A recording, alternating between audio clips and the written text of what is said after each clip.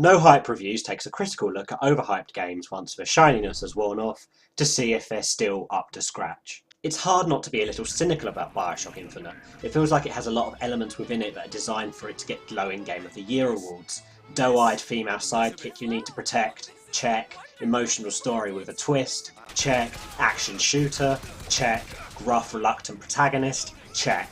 It's hard to be too harsh towards it in this regard, as it's such a unique game in many ways compared to, say, the slew of military action shooters out there, but there's something about it that doesn't quite sit right. Bioshock Infinite throws you into the bright, colourful, cheerful and wonderfully racist world of Columbia circa 1912, and floating in the sky just like Lucy. What Bioshock sells you is an experience. It's kind of like the Pirates of the Caribbean ride at Disneyland, but you're the pirate of sorts, and you can shoot flesh-eating ravens out of your hand. You play as Booker DeWitt, private investigator, veteran of the American Indian Wars, and general gun-toting, gruff, white male, badass protagonist. He's been sent to the right-wing wet dream in the sky to rescue, or kidnap, depending on how you look at it, a girl called Elizabeth, in order to pay back his debts. Shit inevitably hits the fan, however, since he's prophesied to be this false prophet who's going to come to this city, kidnap this girl and bring ruin and devastation to everybody, which he inevitably does. Comparisons to the original Bioshock are equally inevitable. In fact, the game rather intelligently invites them, especially within its ending, which becomes rather a self-referential affair of mental masturbation, but still just about works. You begin the game at a lighthouse, but instead of sinking into its watery depths, you're thrown into the skies above. You arrive at a bizarre city built from the crazy, idealistic vision of one man,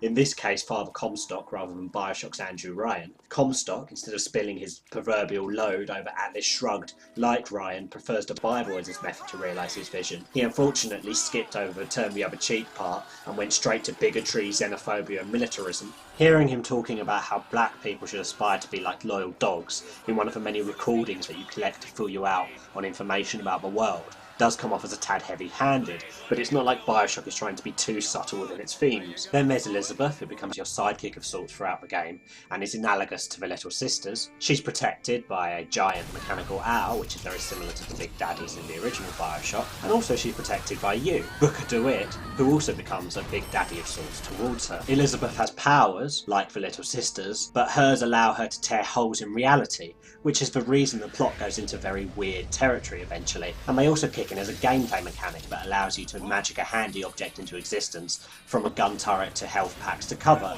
which is unfortunately a pretty dull way to deal with a power as awesome as tearing holes in the fabric of time and space. You have your own magic powers in the form of vigors, which don't ever seem to be explained within the setting. Within the original Bioshock, these powers were called Adam and were one of the reasons the underwater society crumbled, as its denizens continuously gruesomely gene-splice themselves rather than, doing the dishes. Within Infinite, they're just kind of there, a sideshow attraction that are presented pretty much almost every day, even though the main in-game enemies that use these powers are gruesomely deformed by them, but nothing is ever really shown as to why. The powers themselves also fall flat. Many, such as the murder of crows, flames and shock powers, are pretty much interchangeable bar the animation they create. They simply stun and do damage to multiple groups of enemies. They also fail to interact with the environment and create combos as well as they did in the original Bioshock. They just don't excite. The possession power, for example, turns a guard to your side and he fights for you before topping himself, but being able to actively take over a guard and control him would have created far more interesting situations. It's still an ideal way to do a sequel. It takes the essence of the original and crafts a unique world on top of it that's far removed away from the original to feel like a full experience, while taking happy nods towards it. The actual meat and two veg of the experience is the biggest issue. The world feels like it wants to be open to explore, but in reality you're forced down a very narrow railroad from one location to another, which as the game delves into its time-bending plot don't even feel particularly cohesive. I certainly don't expect Bioshock Infinite to be an open world game like, say, the Elder Scrolls series, but some ability to explore and discover the world on my own terms, rather than being forced from one gunfight to the next, would have been appreciated. The huge open potential of a world being a massive city in the sky feels utterly stifled by how limited you are in actually exploring it. There's a lot of detail crammed into the areas you are allowed to see, but in most respects you're very much like Elizabeth in the cage while playing this game. Only allowed to see what they want you to see. The game's combat, which makes up pretty much the majority of what you're going to be doing while playing it, is actually rather forgettable. There's hordes of regular goons that go down rather easily, and a few harder, mini-boss-like enemies thrown in. The most interesting are the vigor-warped fighters, but these only come in the form of the fireman who lobs flames at you and explodes upon death, and the crow who swarms around in a flock and has to be hit with traps, or just enough bullets when he reveals himself. Considering how many vigors there are in the game that bestow all sorts of powers on you, more enemies that use them would have mixed things up a lot. The overtow power, that lets you send out watery tendrils to grab enemies, could have made for a powerful enemy to fight, as he could have nabbed you into a swarm of goons holding melee weapons. Or even some kind of charger that used the charge power to charge you from nowhere with a lightning fast attack would have kept you on edge as a player. The skylines are about the only thing that really save Infinite's combat from being similar to most other FPS games. These are littered around the sky and you can swoop around on them, firing down at enemies, then dropping yourself onto them to knock them out silly with a melee attack.